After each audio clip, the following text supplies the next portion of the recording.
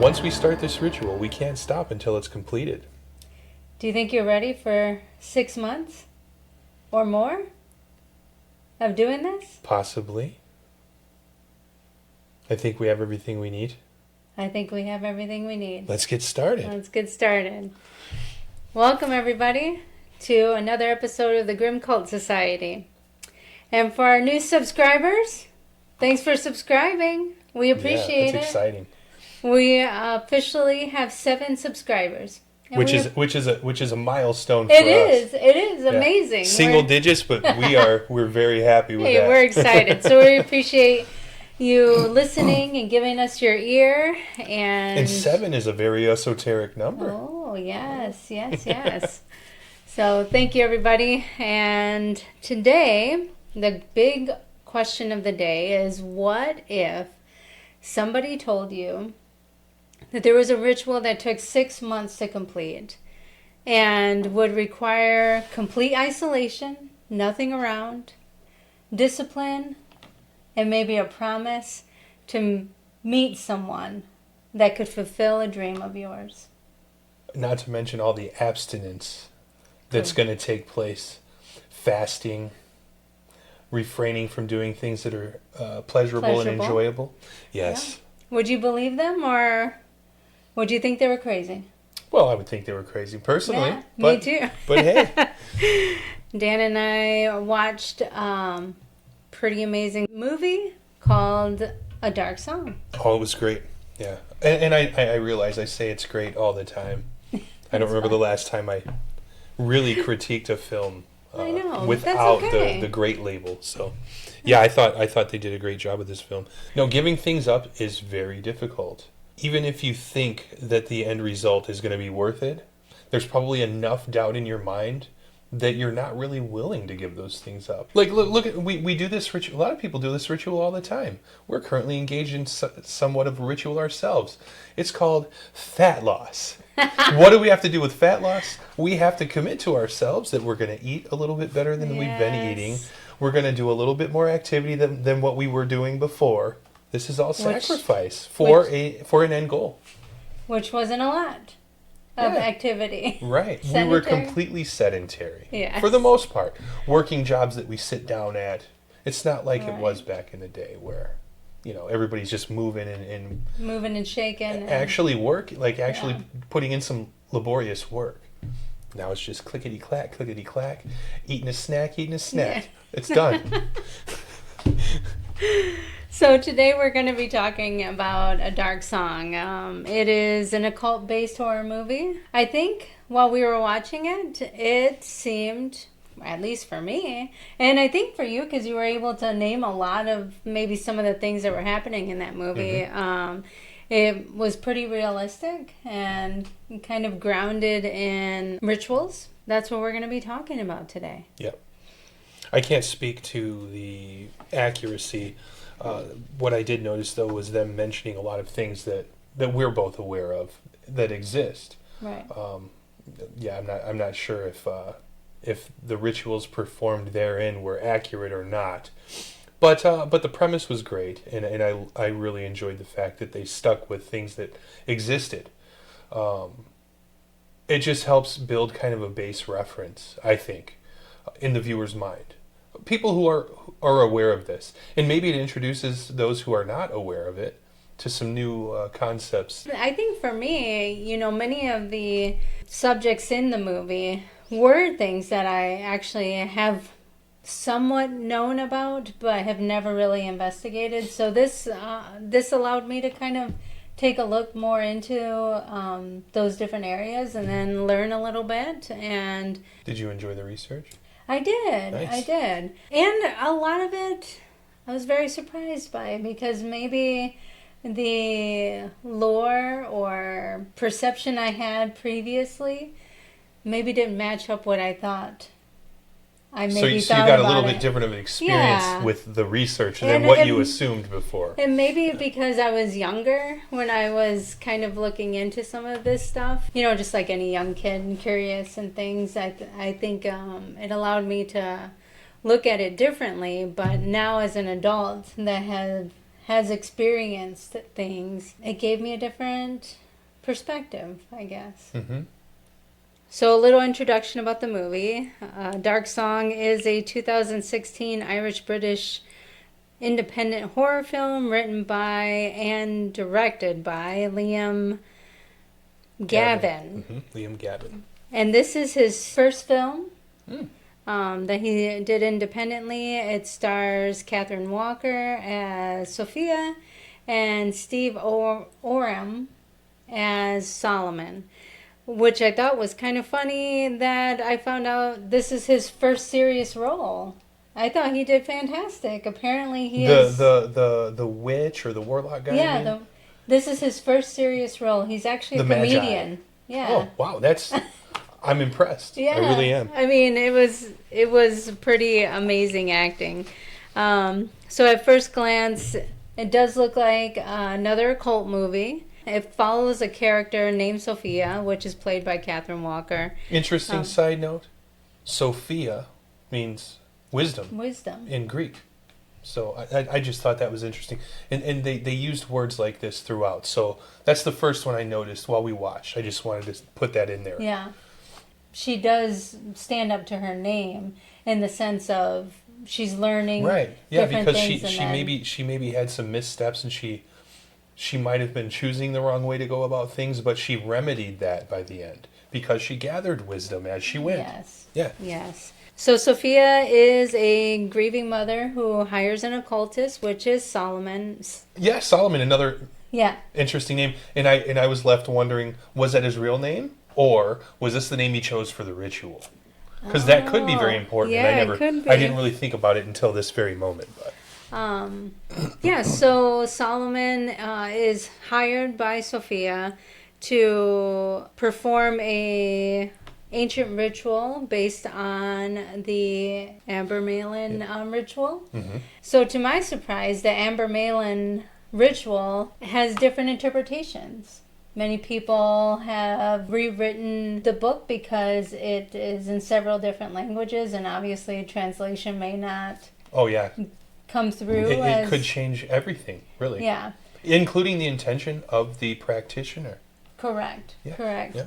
And I guess there is some question about how long it actually is. The book itself, or the ceremony, the ritual is. Some people say 6 months. So the ritual, are you saying that in your research you found that particular ritual is a real thing? It is a real thing. Oh, interesting. Okay. Yes. It was written by a gentleman in the medieval and Renaissance time frame. Okay. Where he...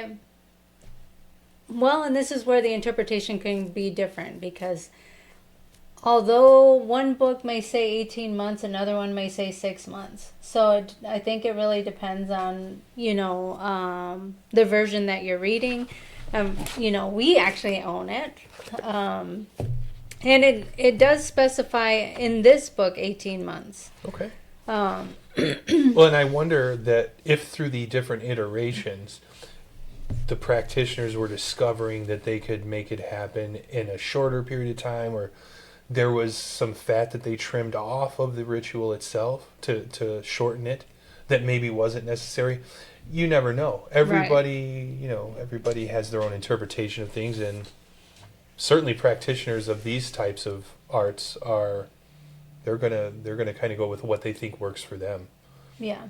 And this could explain it. Yeah, and I think the thing, regardless of iterations, the thing that stays the same is really that, you're going to be going through months of prayer, months of discipline, because you have to go through a period of fasting, a period of purification, depending on, actually the book itself says that you should be almost eating vegetables and water as much as possible. Makes perfect sense to me from the standpoint of where purity is concerned. Mm-hmm.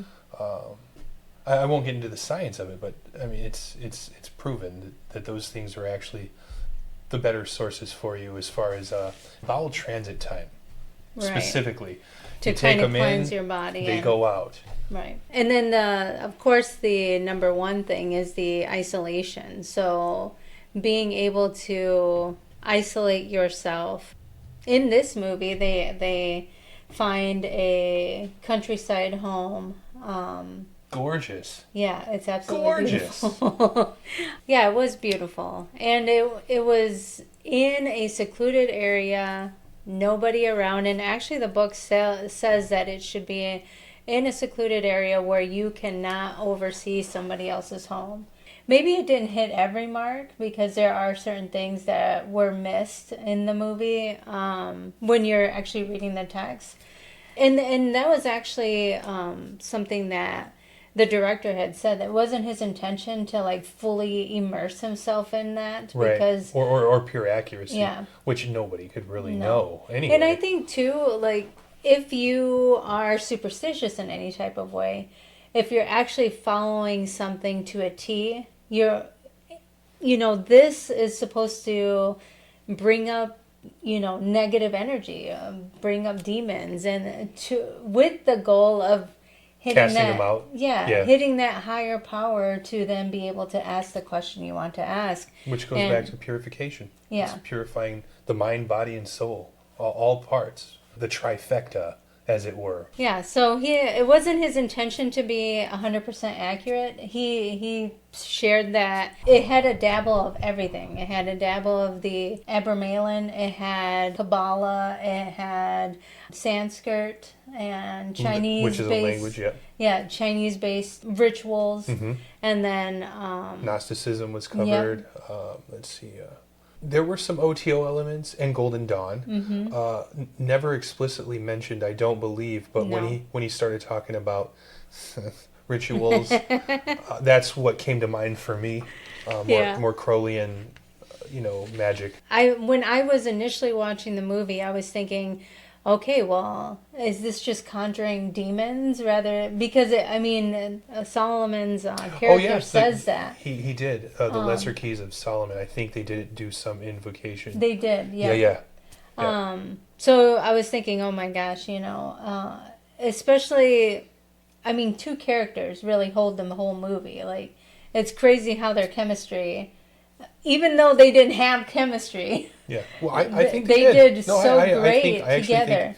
Think the point was that they weren't supposed to appear to have chemistry, but in my opinion, there was plenty of it. Yeah, I thought it was great. Just their dynamic was, it was right on there. It was right up there. For them to be able to carry the whole movie from start to finish, like if you haven't seen this movie, I think it really is something you should see. And it's mostly because the storyline is pretty amazing, and just the amount of detail that actually went into maybe researching some of these rituals made me even, like, it's intriguing enough for you to kind of be like, oh man, I want to see if that's actually true. Because that's exactly what I did after I watched the movie. And, like, even when we were watching the movie, you were kind of saying, oh, that sounds like Abramelin. Oh, that sounds like... He actually said it at one point. Yes. He asked her for the book. Yeah, and she had it written in there, But, yeah, I think, like... And that's when I went to the room and said, we have it. We have it. And I was like, oh, God, okay. Collegiate studies, everyone. Yeah. We've both done our fair share of... There are different opinions about this movie and whether or not it's accurate, and and who can really know? We're going based off of information that people are reading and interpreting in their own way, just like anything else can be interpreted. So based on everything I found, the movie gets a lot right. It shows the isolation, it shows the discipline, it shows prayer, which is what is being asked. It's saying for you to pray and truly connect to your higher being, to allow yourself to and be intentional. It brings intention to what you're doing. It brings intention, and it also brings kind of like you're conjuring in yourself the ability to kind of deal with whatever situation you're trying to deal with. This book has some of the ritual like circles and things like that, but you also don't know 100%. I don't think some of the writing that was around the circles were. It looked like Lord of the Rings. It did, or it looked like Indian-based writing, like Hindi or Hindi or Sanskrit or whatever. Yeah, Sanskrit. I don't know. I think there were, for me, there were some parts that did look like Sanskrit, but by and large, I think that some of the writing around the circles, I think it might have just all been fiction, kind of like the Lord of the Rings. I'm not 100%. Don't quote me on that, but it didn't look like any language I've ever seen. Yeah. And I don't know every language. I'm just saying. Yeah, but I think, the seriousness that went behind the movie, the suffering aspect, the ritual aspect of just like truly being enthralled in what you're doing. When you go through any sort of trauma, serious events, traumatic events, it can, like, isolating yourself and just truly coming to terms with everything for yourself, ritual or not, is going to help you heal at the end, right? Which almost puts all of this stuff in the realm of realistic. Yeah. Whether you believe all of the like spiritual mumbo jumbo, whatever you want to call it, really sitting, and this is in most philosophy, almost any philosophy you can think of, going back for self-improvement, is going to involve some sacrifice. It's going to involve some sitting silently with your thoughts. It's going to involve casting out your demons, metaphorically speaking. So in that case, this stuff is totally real. Yes. But the way whether you believe in magic or not. Well, it's almost like, I think, real religions. Yeah. Some people decide to go to a building. When they're in that building, they feel more connected, I suppose. Right. Well, that can't be a bad thing for what you're trying to achieve, right? Anything that makes you actually feel or puts you in the mode for changing, fixing, healing, whatever the case may be, can't be a bad thing.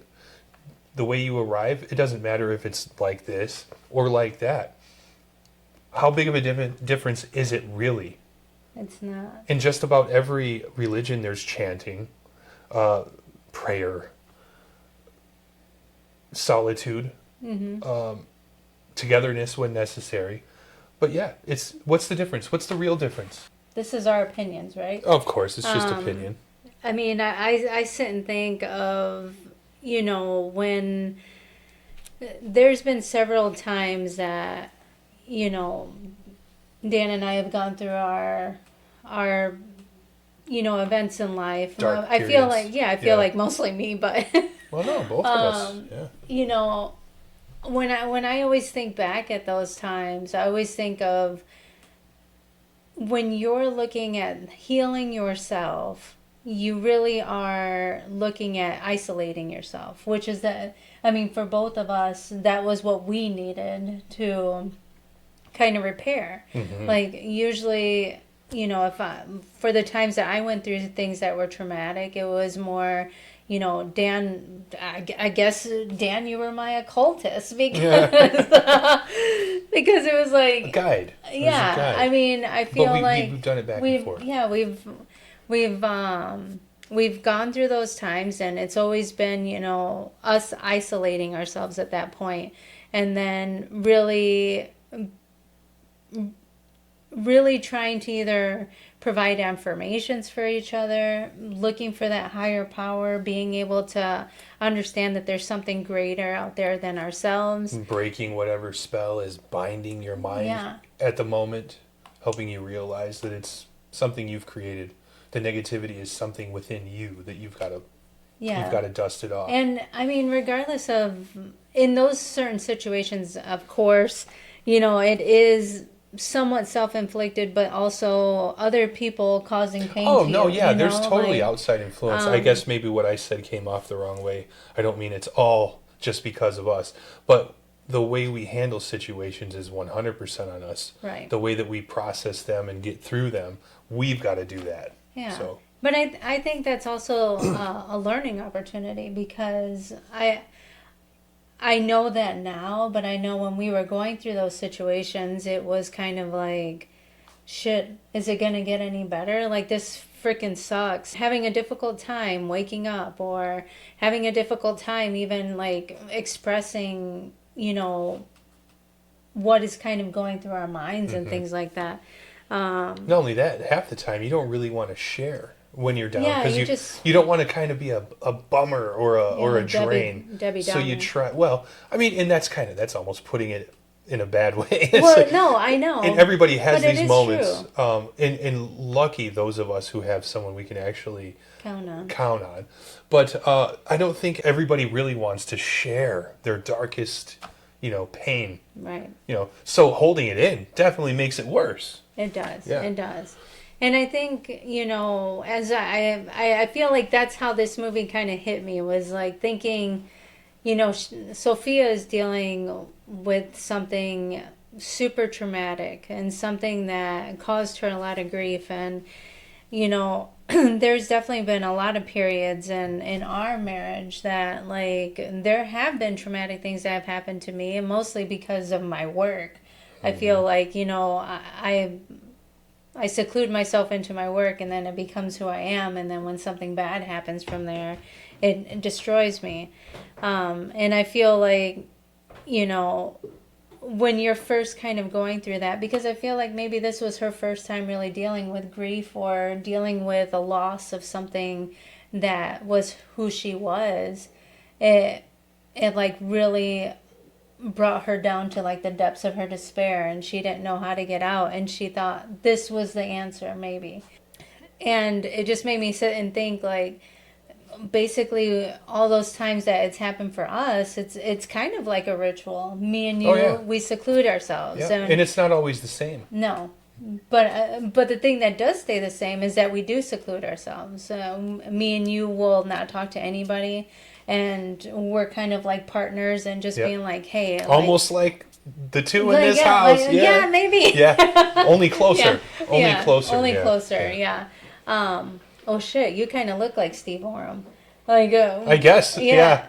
And if I was younger and still had some of the red a little more prominent in here, it's all black and white now. Yeah, and I feel like sometimes the tough love that we give each other is what is needed to kind of like dig ourselves out, because I mean, really, if not, then you're kind of stuck there. It reminds me of The Godfather when he's like, "You could be a man." Oh yeah. I don't know why. That's just what came to mind. Johnny Fontaine. Oh, it was so funny. I felt like, many people deal with grief and traumatic situations differently, and I mean, I know not everybody. I feel super grateful, because I know not everybody has someone that they can count on, have their back, and then just kind of know the right thing to do and say to get them out. Even in this movie, complete strangers, Solomon was able to get Sophia out of her darkness. Unfortunately, at the end, it did take something traumatic again to happen for her to like really be able to like snap out of it. But by her snapping out of it, she was able to reassess and reroute. Yeah. And then complete solo, which is also necessary, because someone can help you get partially there, but it's going to take you to fully to come full circle and complete whatever it is. And that's just true. That's reality. So interesting connections between reality and all of this stuff. Yeah. Honestly, it just comes down to transformation. You're allowing for your old self to go away, and then you're allowing for your new self to be reborn. Phoenix. Yeah. The death and rebirth. You're able to shed who you were before and come back brighter and 100%. better than ever. Yes. With a little scar of a learning opportunity. Well, that's it. It's the learning. It's the living, the learning, not forgetting the trauma that you've experienced, but holding it as like a badge of honor, Right. and growing from it, becoming better. Yeah. And I think that's hard. I think it's Yeah. hard, and the amount of discipline and courage it takes for somebody to really try to forgive whatever happened, because at that point, I mean, it was a magic-based movie, and it didn't really touch on this, but when you're allowing for that to kind of take over who you are and be in your mind all the time, it's like you're allowing those people to hold your power. You're allowing them to hold the... You mean by not forgiving? Yeah. But he did actually tell her that was essential, and she said, "I don't." What'd she say? I don't forgive. I don't do. I don't do forgiveness. Yeah, I don't do forgiveness. So that was, it was almost a central theme, and that's where he entered another part of the ritual that she wouldn't have had to go through had she just been able to forgive. Drinking of blood. Right. Which yeah. Yeah. And which is interesting, because if I remember correctly, the book does not state anything about drinking blood. But keep in mind, see, this was an amalgamation of different rituals. Correct. This was an amalgamation of different practices.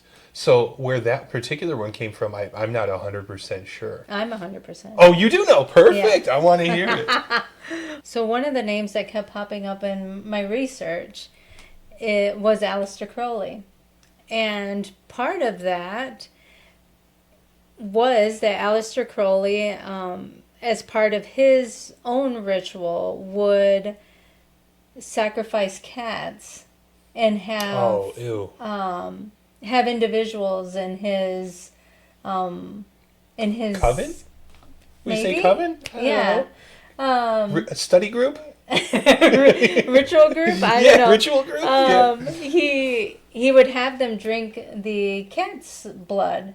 And unfortunately, the gentleman who was part of this ritual did end up passing away. And from drinking cat's blood? Well, apparently that's what the news wanted to put out there, that he did pass away because of the ritual sacrifice, and his wife actually sold this story to the newspaper saying, you know, Aleister Crowley made my husband drink cat's blood, and ultimately, you know, that's what took his life. Sensational. And yes. Yeah. And if it bleeds, it leads, they say. Some of the story is, though, that it was sensationalized. That was my guess. It's always my guess. Yes. When there's a story so loud like that, I always believe it's just something that's been sensationalized. And apparently there is another story that they had a contaminated water that was coming through the home, and that is what ultimately made this gentleman pass away. So it's like two different stories. Bad pathogens. Yeah, two different stories, but you know, Aleister definitely popped up a lot. I grew up knowing of him, and I remember when I was younger, I just thought it was like the coolest thing ever, you know, seeing his pictures and maybe reading some of the kind of outrageous stuff about him made me think like, oh my God, he's super cool because he doesn't care about what anybody thinks and all this other stuff. Yeah. But yeah, I mean, in doing some of this research too, now as an adult, made me kind of think like, I don't know if some of that stuff if any was of the cool. Stuff is true, I know. He is nasty. He's just straight up nasty. I don't know who would not know who Aleister Crowley is. Especially anybody listening to. I'm sure everybody would know. He has definitely been one of the most influential and most talked about individual when it comes to any type of magic or ritualistic practices. Okay, I have to take a little sidebar here. Rumor has it that he sired a former first lady. I'm not going to say her name. Yes. Please continue. Well, where he's kind of connected in some of this research is that he attempted to do the Abramelin ritual, and unfortunately wasn't successful. Oh, He okay. attempted to do this ritual in the, is it Boleskine house? And from those experiences, it was claimed that he felt that some of those became part of his spiritual experience, meaning he was able to hear voices and receive messages from some of the demons that were conjured from that actual ritual. A few years later in Cairo, it's claimed that he did hear some of these voices and was then able to write the Book of the Law. Let me ask you something, because I don't know much about his path, okay? Was he performing some of the rituals, like laying inside of specific rooms of the pyramid, for example, or below the Sphinx, wherever it is? I don't remember, but there are actual rituals Right. that occur like this, where you fast and you spend a certain period of time within a tomb or whatever the thing is. Is that what he did in Cairo? Yes. Because you said Cairo. Yes. It made alarm bells go off in my head. I've heard stories like this before, usually with initiations into certain fraternities, let's say. Mystery schools, essentially. Mystery schools, ritual initiations. Is that kind of what he was doing? Yes, and it was based off of this book, because even the book states that rooms have to be in certain directions. And like east to west, or yeah, which I thought was funny, because in the movie, and they kind of touch on that in the beginning, and I'm like, and I remember saying to you, like, how the hell is a realtor gonna know? Oh, this room's facing west. It's their business to know, actually. Well, I don't think so. I think realtors must know which. I don't know, if y'all are realtors out there and know what way something faces, then let me know in the comments. I think most of them would know. I thought it was funny that she was like, "Is this room facing west?" She was like, "It certainly is facing west." I'm like, I didn't see anything bizarre about that question, nor did I think it was bizarre that he knew the answer, because I think most realtors, I think most of them are pretty. Well, I attempted to go to realtor school 2 different times, and they never said you need to know the direction of the rooms. Well, no, it's not. That's not a necessity. I think it's something that you pick up because of all of the driving you do. Oh, maybe. To get there. When you're a realtor, you travel all over the area that you work in. Yeah. And you get used to, I think you just kind of...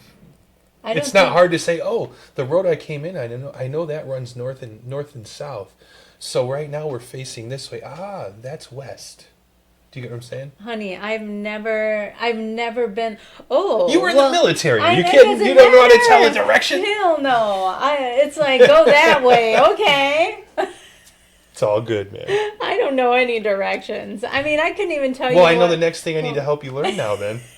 I don't know the first damn thing. It's like, what direction are we going? Oh, I think we're going northeast. Which direction? That way. Yeah. Well, that's... and every time it's like, oh, take a left, take a right. I barely even know that. And when we go back, that way. Yeah. Yep, that sounds about right. Yeah, so... This is why I can never find anything you're trying to direct me to. Right? Hey, I do landmarks. I trust you too much. Hey, landmarks works. Yeah. Landmarks works. There's nothing wrong with landmarks. But I don't say, hey, go to the red building on the west side of the street. Head north for 300 feet. No, I don't do any of that. It's like, take a left at the brick building and then keep going down. You know where the nearest McDonald's is? Let's go there first. And that's our starting point. That's funny. But yes, in kind of looking at things for Aleister Crowley, very interesting gentleman, very promiscuous. And I do think it's interesting that during that time when the way people think of you was very important, he really didn't care. Mm-hmm. So, which was what was interesting about him, really. And I think when I'm like looking at people like that, I always dream and wish that I didn't always worry about what people thought about me. Well, I hope you're not trying to go to his extreme with it. No, absolutely not. Yeah, absolutely. I know what you mean, though. You wish you could just I wish maybe I not. could just do me, you know what I'm Yeah, saying? I Like get it. no matter where I'm at. But it's Right. but Unfortunately, that's we have an invisible cell around us, and it's right. called society and societal expectations. Yeah. I mean, I'm not saying like I'd go rogue and be just No, all yeah, crazy and I know stuff, that. but I do think, it's We're all very reserved, really. Those of us who are trying to be in society. Those of us who are trying not to, I guess, scare others away hmm because we're a little different. The funny thing is we're all under that spell. It's not yeah. just, you I know. know. And it's crazy to think, all of us have that insecurity Hmm. where we can't be ourselves Right. maybe. But yeah, I think there are definitely some nasty things about him. Oh Um, gosh, that might be an but understatement, yeah, but that's okay. but I think when it just comes to maybe understanding just who he was and what he was maybe trying to bring forth during that time, it was more just be you and Well, yeah, his whole motto wasn't it? "Do what thou wilt shall be the whole of the law." I think so. Yeah, Yeah, which is basically don't worry about what others are yeah. Do doing, whatever you thinking want. you can do absolutely anything. There is no Yeah, limitation. yeah. I I could never live that way personally, I know. but I know. my And motto is do no harm, and I try to live by that as right. best as I can. Right.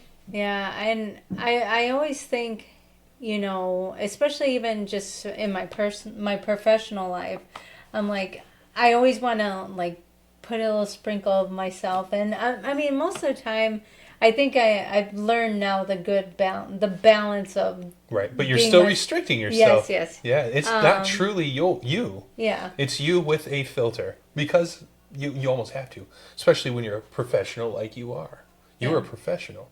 There is no pulling that filter off fully, No. but you can sprinkle little hints, and Yeah. that's yeah. And I mean, I think too as I was starting my professional career, it was also understanding the limits of because of course, yeah, when you first get into a professional role, you're just like, oh, I'm gonna still be me. I'm gonna still do whatever I want. I'm It gonna won't carry you very far. no, Yeah, it no. And won't. I think it also opens you up to vulnerability at that point because now people may know too much about you and people may um, learn your weaknesses and then really take advantage. And I think, as we were kind of talking before about, those situations that kind of got you and I into, you know, maybe not the best situation and just made it, it's just because you are being vulnerable. You're being vulnerable to other people. And, You drop your guard a little bit. You sometimes make the mistake of thinking someone has maybe better intentions than they actually have. mm-hmm. And in those moments, you might share a little too much, and then it It just bites you in the it ass. bites you right in the ass. Yeah. And that sucks because I think as a society we want to all believe when you meet somebody and you're like, man, I'm really vibing with this Hmm. person. Man, I'm gonna actually like let my guard down a little bit, and then all of a sudden that person is not who you thought they were. Right. And you know what makes it more difficult is when you are a good person and you try to do good most of the time. It's hard for you to believe that someone else isn't that way. Mm-hmm. It's hard for you to believe that there are people out there who's that's kind of their that's kind of what they do. They're exploiting everyone all the time. And some of the shit they might do, you wouldn't do yourself. So it's just hard for you to believe that someone else could do that. And that's the mistake we make, I think, oftentimes. It's Well, just believing someone else has the good intentions we have. yeah. Yeah. I don't know. Maybe it's just me and you. What's that? I feel like we. Well, you and I, generally speaking, yeah, we've got some dark stuff. We have a dark side to us, Yeah, but we strive to be good all the time. We strive to do nice things for other people, sometimes to a fault, sometimes too much, mm-hmm. and that's when sometimes that turns over on us. Yeah. And there have been some pretty bad things. I know. But I always wonder too if other people are like that. There are other people like that. There are plenty of people out there who don't believe that anyone else has a bad intention. Well, they know bad. Yeah. They know some people have bad intentions, but when they're face to face with someone who would use you for something, those people tend to be pretty good at blending in. They're really good at making you believe that they have just as many good intentions as you have, and that's kind of a weakness on the side of nice people, because we don't believe that's what they're going for. Yeah. And you always want to think that if you're doing something nice for someone else, they appreciate it and they're not trying to. I don't even know. I probably belabored the point here, but. They're not trying to hurt you or take advantage of. That's what you want to think. You want to see the good in people. That's the thing. I think you want to see the good in people, and sometimes you have to take a more measured approach. You have to be a little more careful. Yeah. That's what I've learned. That is what we've learned. We're almost recluse now, just in case, but. I don't know. I guess the question out there is, for our wonderful subscribers, is, I mean, are you easily taken advantage of? Yeah, does it happen? Does it happen where you maybe feel like, you can trust somebody, you maybe trust too much, and then something backfires. Yeah. I mean, maybe you lose a friend, or what you thought was a friend, because you weren't willing to bend a certain way that they were trying to push you towards. Well, everyone is in your life for a purpose, whether it be, for you to learn a lesson, for you to learn something from them, or even learn. Well, really, like I said, just learn the lesson. What is the lesson? Should you trust people that have some of their characteristics? Should you not trust them? What is something that you can learn from them, whether it be good or bad? And being able to forgive and just move forward. Because the more that you just kind of sit on it and don't move forward, then you're hurting yourself at the end. Yep, and all of that is ritual. All of that is ritual, and all of that is built into the fabric of nature. This is all natural. Yeah. Everything that you go through is a learning experience, and every time you learn something new, you grow from it. You learn what to avoid. You learn how to handle certain situations, and this goes on from the time we're born until the day we die. Right. We never learn everything. But we're always learning something, and we're always growing. And the manner by which we obtain this knowledge is very ritualistic, even though it's not structured. It is structured, but it's not a structure that we see or understand. It's nature. That's what it is. Yeah. And I think culturally, many people kind of look, they may not know that they're doing something that's a ritual. Kind of, if you're thinking about it, you're thinking about, simplistic things in life. You're talking about weddings, and that's a ritual.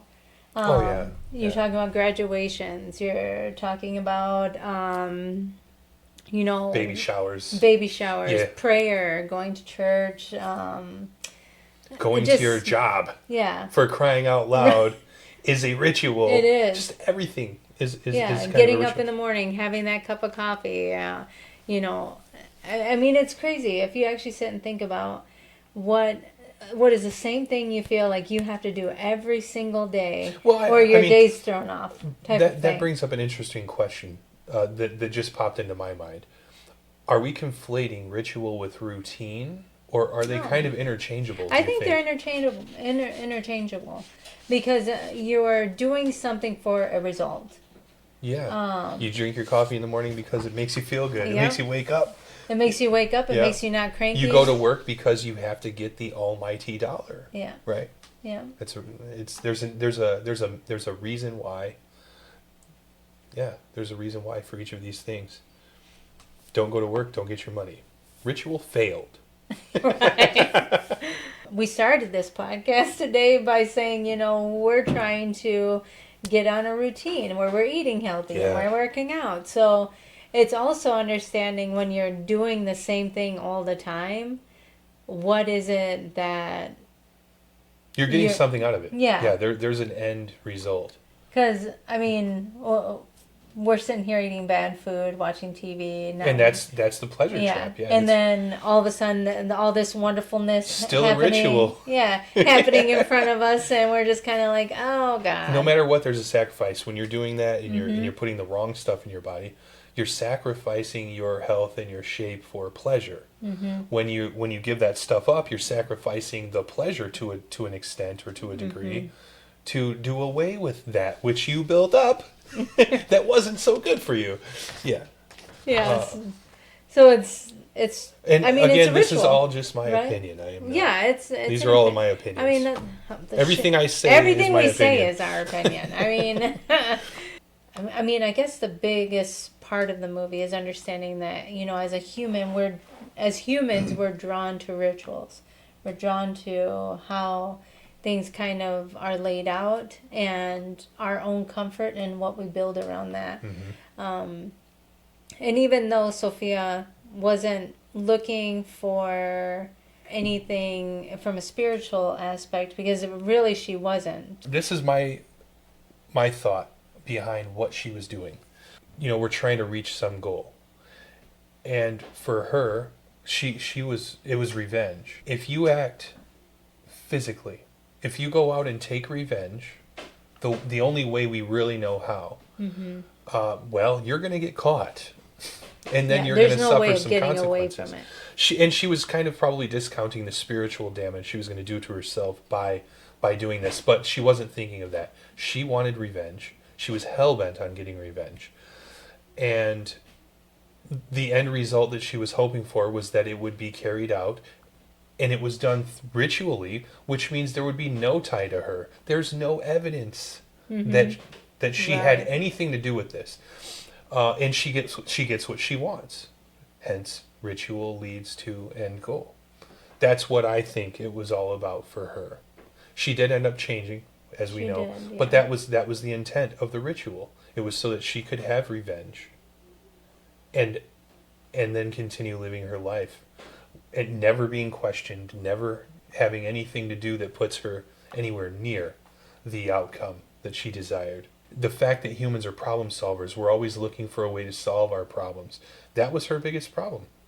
These people were getting away with something very bad that harmed her life and her family, and she wanted that stuff taken care of. Well, and I think going with the question that we started with is, if somebody told you that this ritual would be able to give you anything that you wanted at the end, would you do it?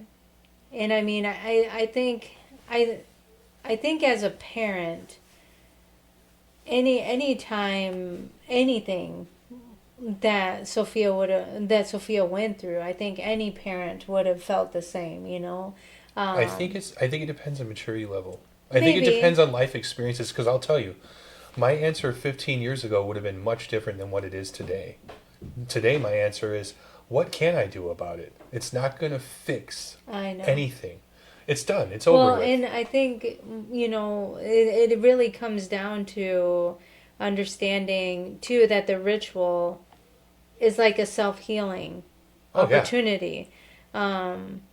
Because, like towards the end, doing all these sacrifices and having that time to isolate, pray, and really focus on what was happening, I think at that point that ultimately would change anybody's mind. Because, then at that point, you're in a rational side of yourself. When something happens initially, everybody wants revenge. It doesn't matter. Like, that's the first thing that pops in anyone's head. Right. And I mean, even if you've been through the experience, bad experiences your whole life, your first one is just like, I want to get that person back. The knee-jerk reaction. But when you take the time to actually just sit and think about it and just wonder, what was I supposed to learn from that? I mean, unfortunately, I don't. I mean, she learned that forgiveness is important. Mm-hmm. And at the end, Like I said, if you haven't seen the movie, you need to go watch it. But at the end, when she's already gone through the demons and gone through the sacrifice and suffering and everything that kind of happened in this 6 months, she was blessed by seeing her guardian angel and was able to ask a question, which was ultimately to give her the ability to forgive, because at that point she had already been through hell and maybe didn't feel as angry anymore, that happened. So that ultimately changed her. That changed who she was.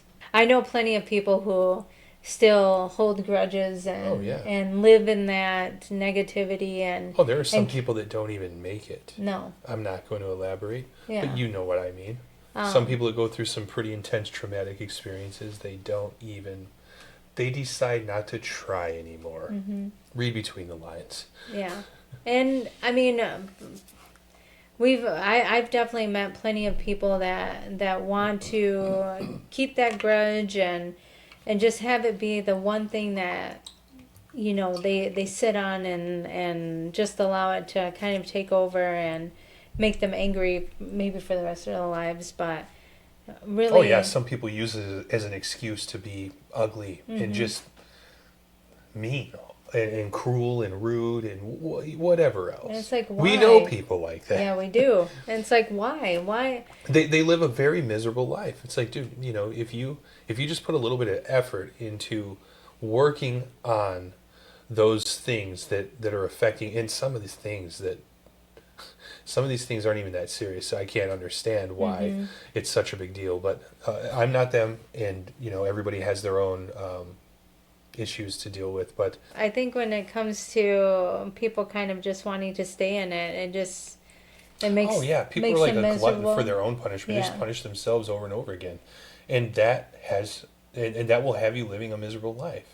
Get some anger management. Get some anger management. Going back to the angel, I would say that was the best part of the movie for me. Oh, yeah. Just when it came... Well, there's so many different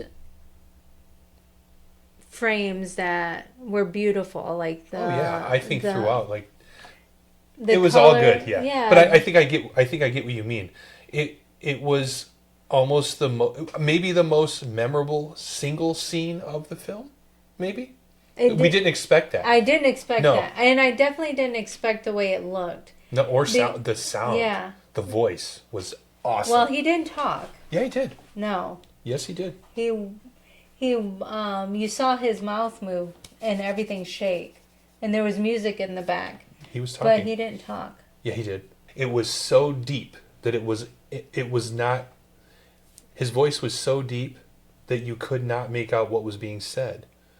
It was more of a vibration. It was more of a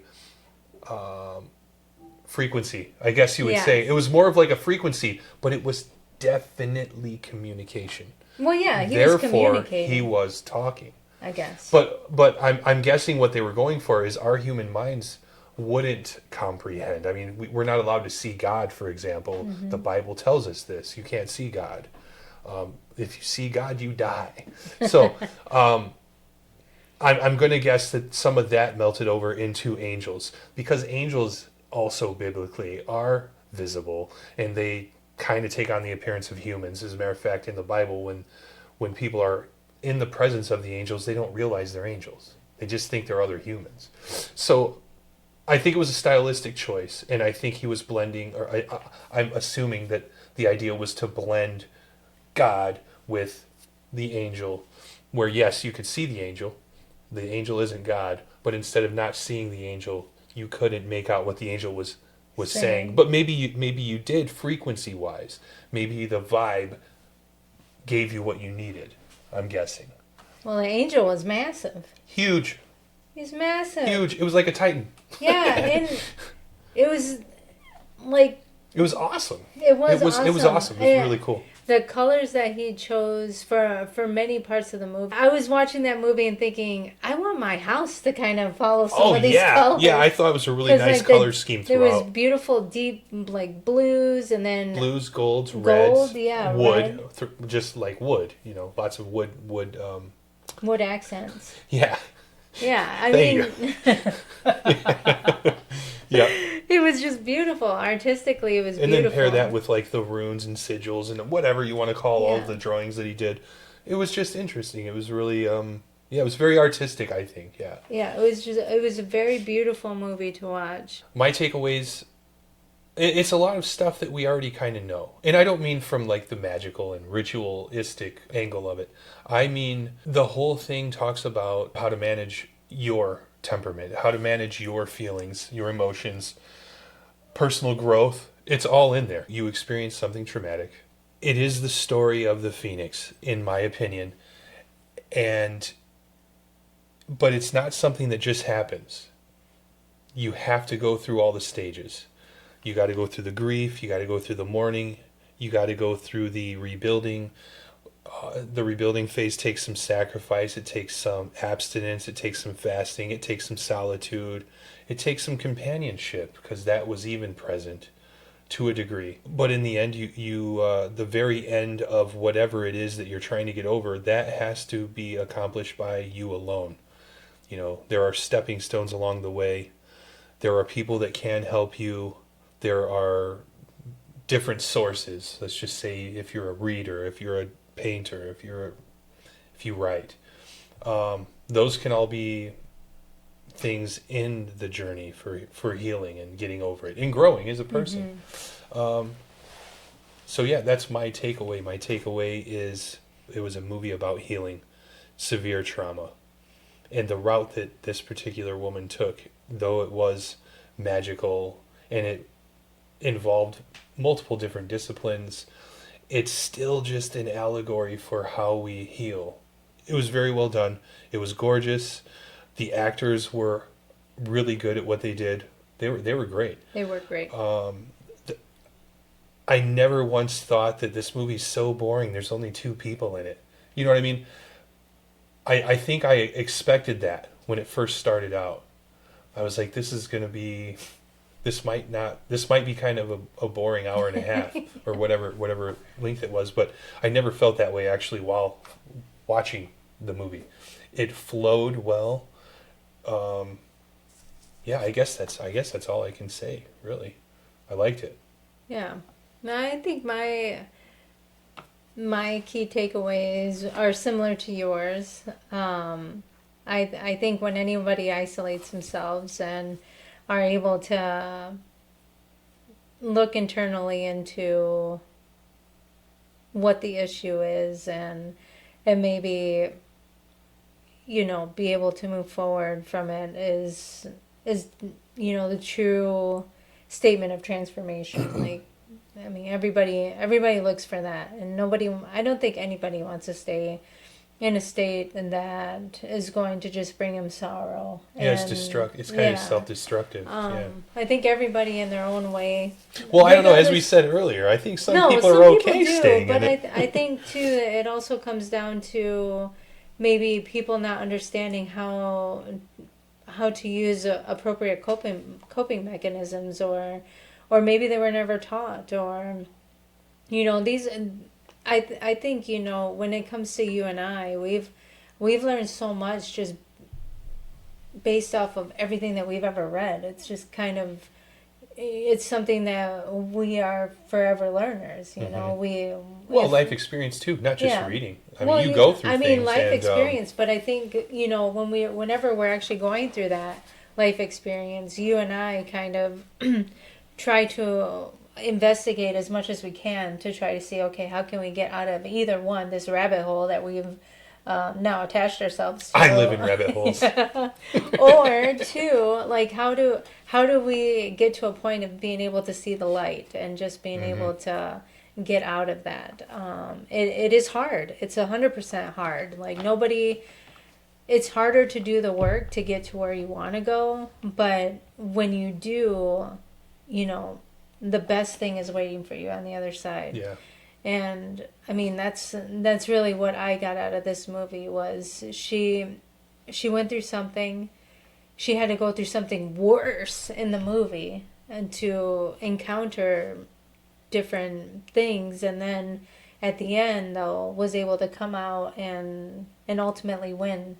Yeah. At the end, I think the music, the colors, and I love colorful movies. You know, I think it was very muted, but Yeah, the color choices there were, was always pops yeah. of color, and I think that's kind of like how.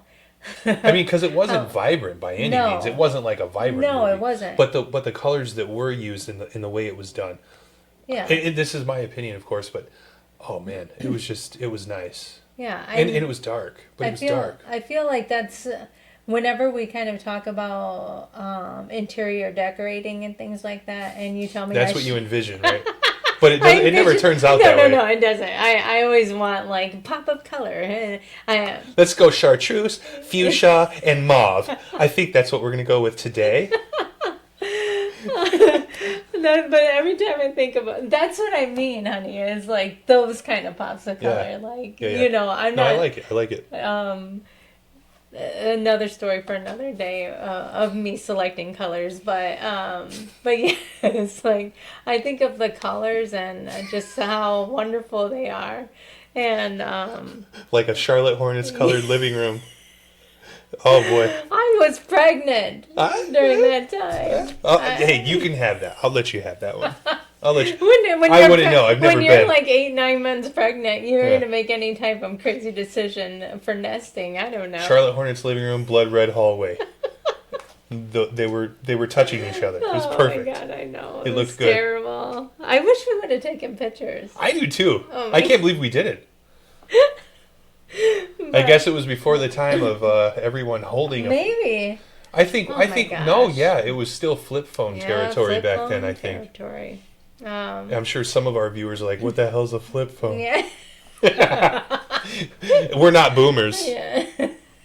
Our kids think we are, but They do. But yeah, no, I think it was a great movie. And it happens to be.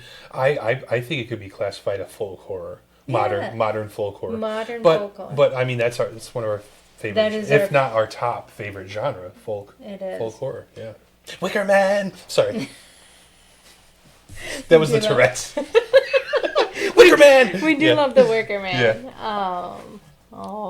Christopher Lee. We love. We're not him. talking Nick Cage. I've not seen No. that one. I haven't seen Maybe it it's good. yet. I don't want to. Yeah. I don't want to judge it before I've seen it. I don't know. But I think but Christopher Lee. Christopher Lee's amazing. Christopher Lee. He's Need just- I say more? I know.